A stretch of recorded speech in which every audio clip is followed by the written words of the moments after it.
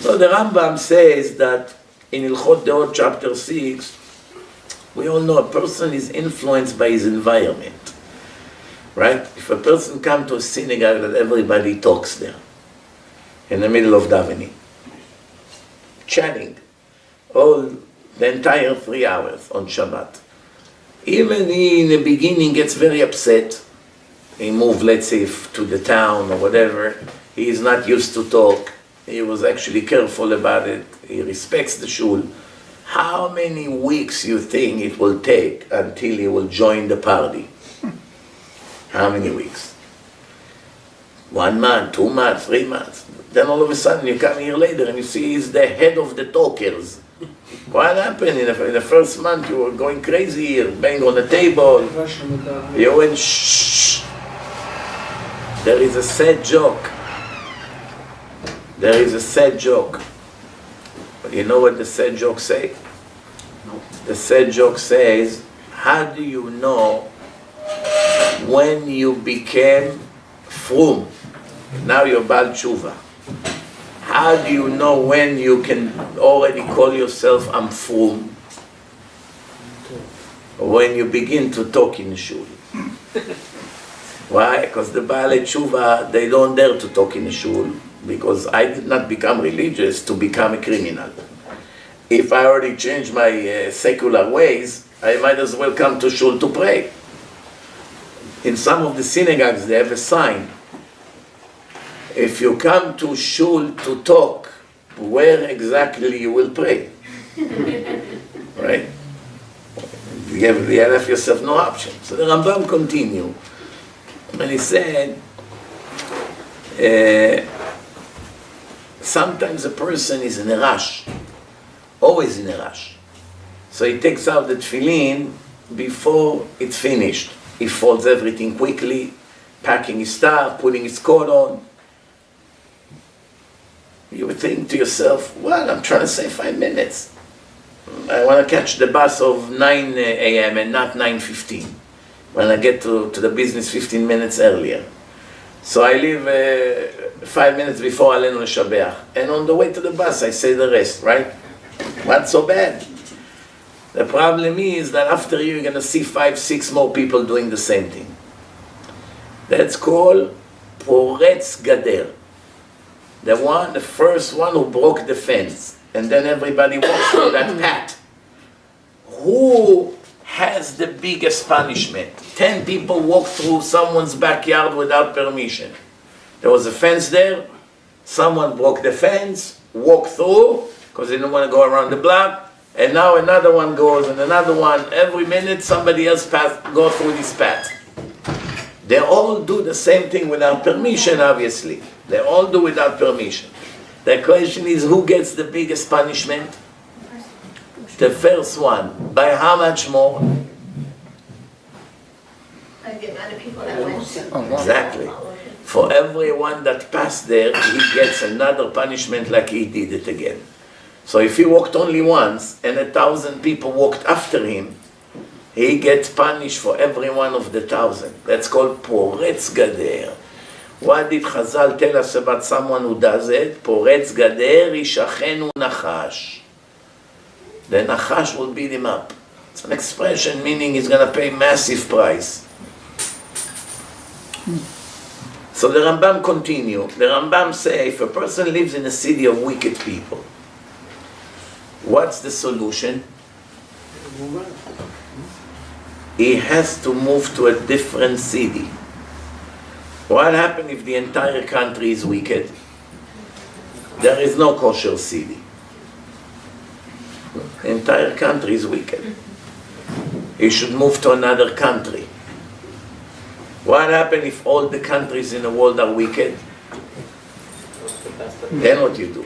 Go to the best of the worst. The best of the worst. Go to the midbar. Very good. He's good, this guy. Very good.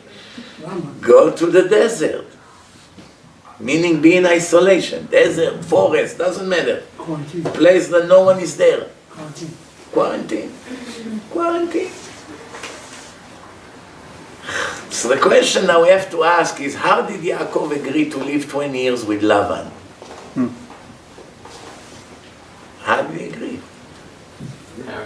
live in the same area, probably they had to sit and eat together in the same table more than once. Are you allowed to even look at the face of such a crook? And not only that, when he finally meets Esav, what does he say? Im Lavan garti, v'taryag mitzvot shamarti. And I kept the entire 613 commandments. I always wonder to myself, when you meet an atheist, after 20 years that you live by a wicked person, and after 20 years you're still religious, and you meet another atheist, how exactly is going to help that you come to the atheist and say, I lived with that wicked man for 20 years, and I'm still very firm.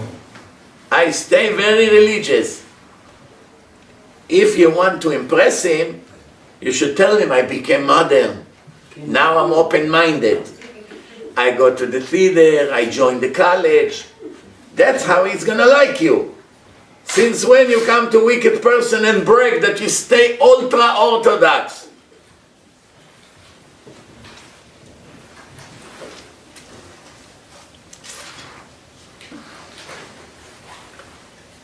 Did you ever see a man that walks 20 years with the cows? Walks with the cows, 20 years. What is it, in a barn? How do you call the place where the cows are? Barn. Barn. In a barn. So he's 20 years with the cows. Did you ever see a person that being all day with the cows for 20 years, after 20 years he start to go moo, moo? What happened, Moshe? 20 years with a cow, I also started to talk like them. Moo. Did you ever see such thing? It doesn't happen, no? If he would be there 100 years with the cows, would he go moo? No.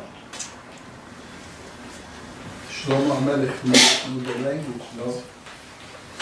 Shlomo HaMelech knew all those languages. Yeah. Rav Avigdor Miller Zatzal had a beautiful answer about this. When you work in a place with wicked people talk around you, how should you imagine them in your mind?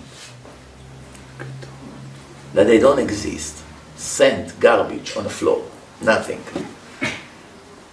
Or like animals, a dog, a cat, a mouse. It sounds a little bit insulting. That's not the issue here. Nobody tried to insult anyone. It's a psychological advice. If you treat them like human beings, they will influence you and you for sure will become like them. But if to begin with you look at them like dogs that bark and a mouse and a cat or a cow, to begin with in your mind, I have nothing to do with this kind of wicked people. For me, they are in the zoo. I do not want to be in a zoo. That's why I do not develop any personality relationship with them. Just like when I see a dog walks by or a cat or anything like that, I don't want anything to do with them. Same thing, they're not interest me. Same thing, those wicked people. Because once I become nice and friendly with them, next thing I have to eat lunch with them, and then party, and then dinner, and then this and that, and making me coffee, and I'll make you coffee, and they tell you about the problems and about the scenes, and slowly the fence is falling apart. And then all of a sudden, 3 months later, you find out that this ultra-Orthodox girl went and made a scene with her manager, a mother of kids. It happens thousands of times today. And that happens because to begin with, you wanted to be nice and to mingle, that's the right word, to mingle with the wicked people.